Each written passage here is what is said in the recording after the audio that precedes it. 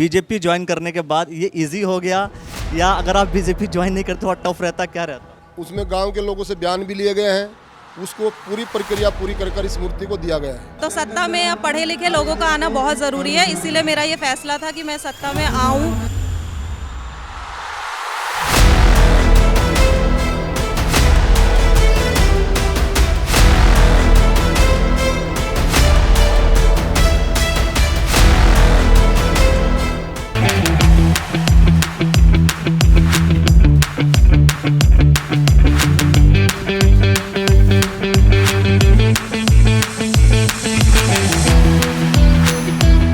दोस्तों नमस्कार, आप देख रहे हैं द न्यूज़ वाला नेटवर्क। आज नव वर्ष है और इस नव वर्ष के मौके पर जब नया साल होता है तो नए साल के मौके पर जाहिर सी बात है कुछ अच्छा काम करना चाहिए। पदार्था धनपुरा ये जिला पंचायत क्षेत्र है और इस क्षेत्र में एक नया काम हुआ। नया काम ये कि बाबा साहब भीमराव अम्बेडकर की मूर्ति जो तकरीबन 26 वर्षों से कुछ न कुछ इश्यूज चल रहे थे, विवाद में पड़ा हुआ था, अब चूँकि आज जो अंग्रेजी नववर्ष का पहला दिन है तो ये काम हो रहा है। कैसा आपको लगता है कि आपके क्षेत्र में, चूँकि आपका ये क्षेत्र विधानसभा क्षेत्र भी रहा है? अखिलेश जी, मैं सबसे पहले आज आपके चैनल के माध्यम से नव वर्ष की शुभकामना देना चाहता हूं, बधाई देता हूं सभी क्षेत्र और प्रदेश के वासियों को।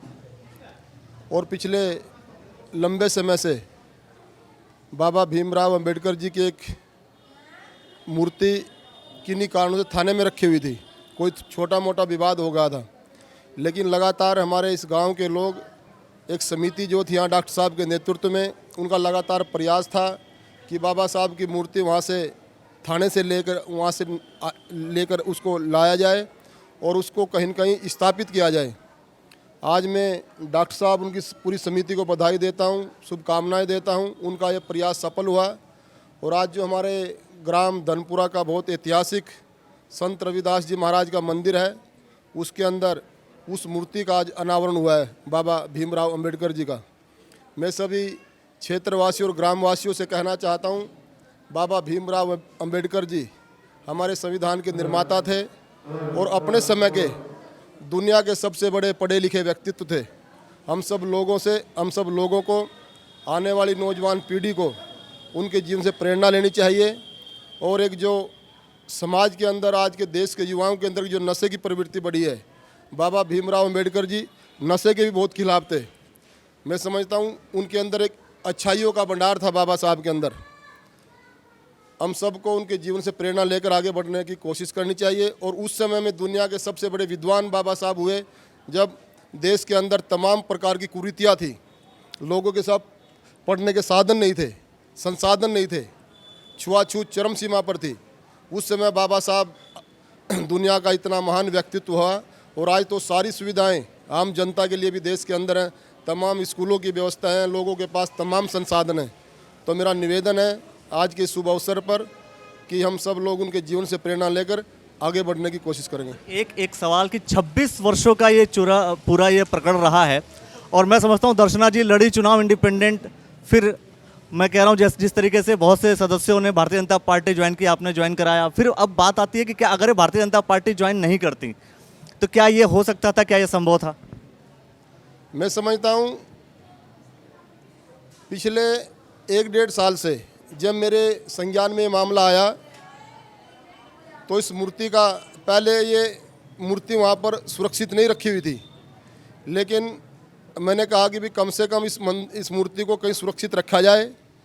इसमें कई इशूज थे, उसमें गांव के लोगों से बयान भी लिए गए हैं, उसको पूरी प्रक्रिया पूरी कर इस मूर्ति को दिया गया है। लेकिन उस स्थान पर नहीं रखा गया जिस स्थान को लेकर के विवाद हुआ था। वो देखते आगे क्या होता है, लेकिन मैं समझता हूँ बहुत बेहतर और अच्छी जगह है। संत शिरोमणि रविदास जी महाराज का प्रांगण है, इससे बढ़िया कोई स्थान नहीं हो सकता दूसरा। धन्यवाद स्वामी जी, धन्यवाद। मैं आपसे वो पहले सवाल आपसे ये है कि ये चूँकि जब आप सदस्य बनने के बाद क्या आपने पहला सोच लिया था आपने कि चूँकि पहला दिन है नव वर्ष, अगर हम अंग्रेजी नव वर्ष मनाते हैं, सभी को बधाइयाँ देते हैं, तो आज पहला दिन है, आपने सोचा हुआ था कि ये प्रॉब्लम आप रिजॉल्व करेंगे? कितना टाइम लगा, कितना मेहनत लगा?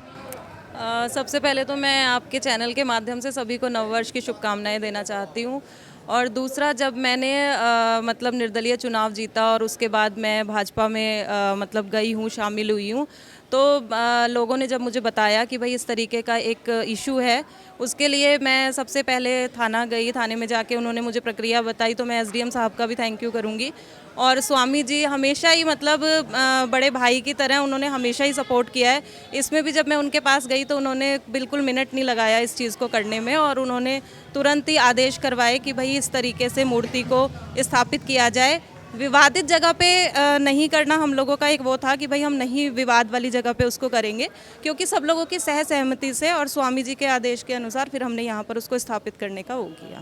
अच्छा, जैसे अगर अब एक सवाल ये कि मान लीजिए आप, जैसे मैंने आप सवाल यही किया कि बीजेपी ज्वाइन करने के बाद ये इजी हो गया, या अगर आप बीजेपी ज्वाइन नहीं करते थोड़ा टफ रहता, क्या रहता?